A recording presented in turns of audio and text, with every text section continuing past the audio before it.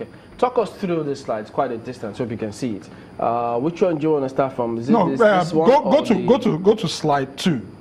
Slide 2. Okay, let's flip and go to the other one then. And okay, is it this one? Yes. Now this is the model we designed, right? As you underfund education, what happens is per capita income falls. Why? Because the more you get educated, the more skills you have, the more you earn, right? And even from the underfunding of education itself, it's an economic loss to the country. Because if you look at the net adjusted savings of the country, right, it is only education expenditure that's in the positive.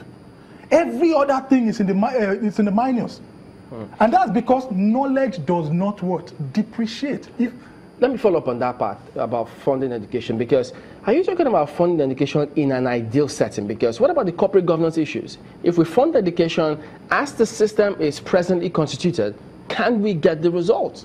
Well, we can. It's part of the recommendation. We put together, I couldn't discuss the recommendation on Monday, right? Because of the time frame that was given for each presentation, right? But we've put together a massive recommendation. Look, for any society that progresses, right, there are two things: government and community partnership. If you want education to succeed in this country, right, you have got to partner with the community. And part of what we recommended was that we're going to have what you call the school governing board. A governing board for all public schools, right? Made up of parents of kids in that school.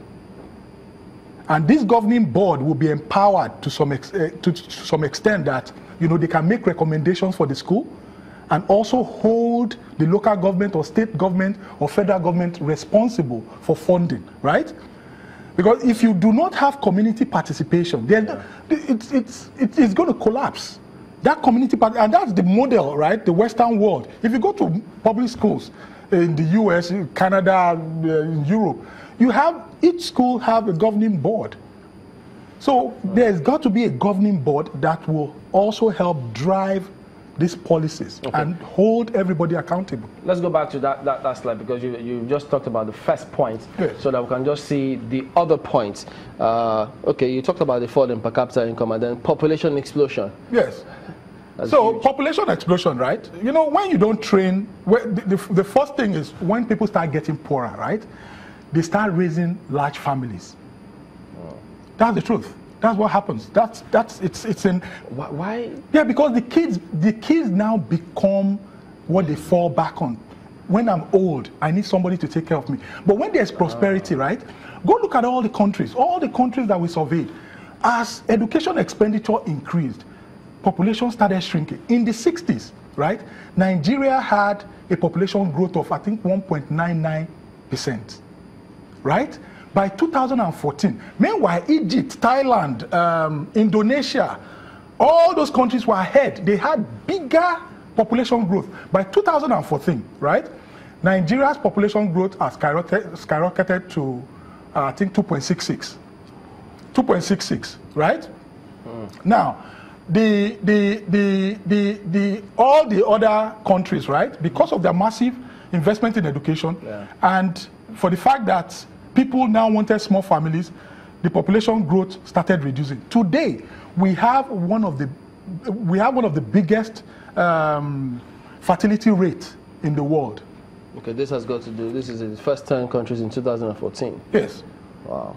So we're increasing the poverty. One would have thought that, you know, if you didn't have the resources, the first thing you have thought, how am I going to take care of all of these kids? It makes sense.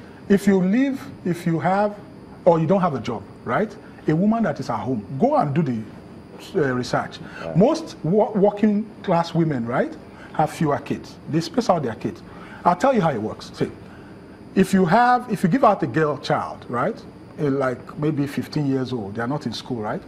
Women stop having kids 38, 40, average age.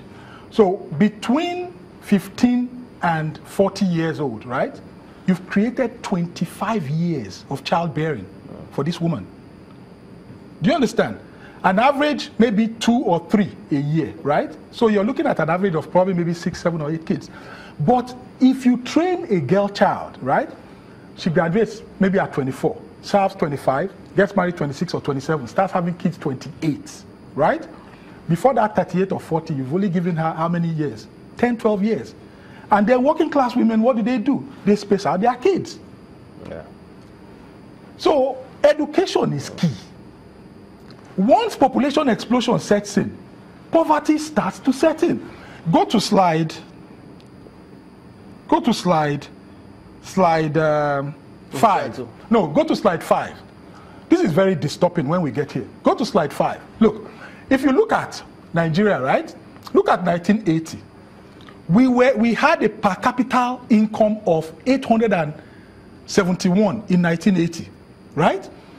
From 1981, our per capita income started dropping. It did not surpass what it was in 1980 until 2006. Why?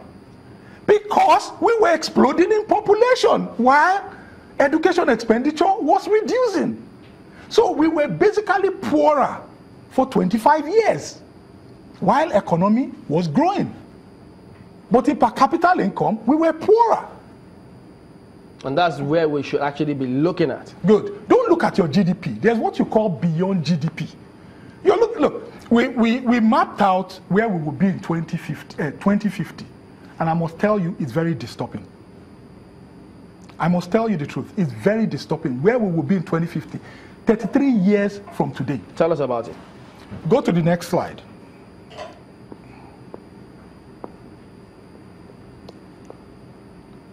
Go to the next slide. Now, look at our poverty, right? Poverty, let me bring out so I can read you the figures, please. This is very dangerous for the country, right? If you look at Nigeria as in 2014, our poverty percentage of population was 70%. Okay. People living below poverty line. I hate to interrupt, but I'm afraid we need to go to a quick break, but we'll be back and get this sorted in a minute. Join us again. Welcome back. You were going through this population below poverty line where Nigeria features. Go ahead, please. Yeah. As of 2014, right? From 2010 precisely, we've been at 70%. You understand? If you do not educate people, give them proper education, right? Per capita income falls. And as per capita income falls, population goes up, poverty sets in because the per capita income will continue to fall, right? Go to the next slide, and I'll explain something to you, which is very, very key. The next slide, please.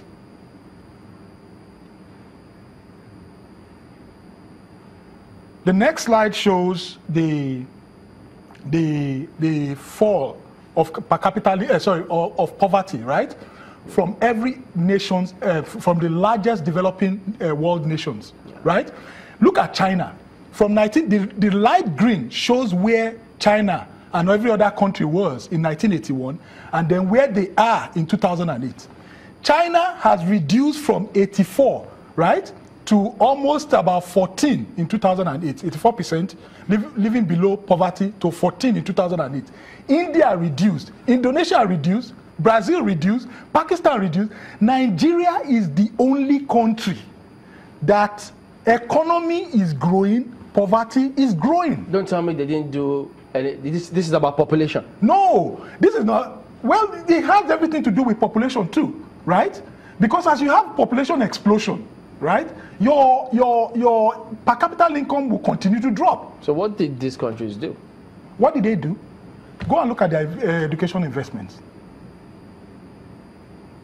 And then there were policies. Countries like China pegged the policy line, say, you know what, you can't have more than one child, right? But the major was education investment. As education investment increased, people prospered, right? And as they prosper, they needed fewer kids. Because the major driving force for having many kids is, oh, when I get old, I don't have money. I want people that will be able to take care of me. So when you have enough investments, you overlook the number of kids. Well, this is something that... Go to the next.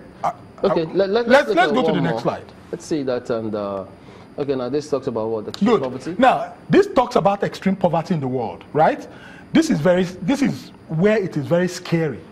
In 1981, between 1981 and 2011, extreme poverty reduced in the world, right?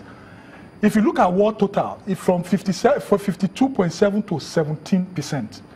Look at sub-Saharan Africa, 52.8 to 46.8. South Asia and also East Asia and Pacific reduced. East Asia Pacific was even the one that I worked hard from 78 to 7.9. But look at 2013. World poverty has reduced from 17% to 10.7. Sub-Saharan Africa to 41. South Asia to 15.1. But the interesting thing is this.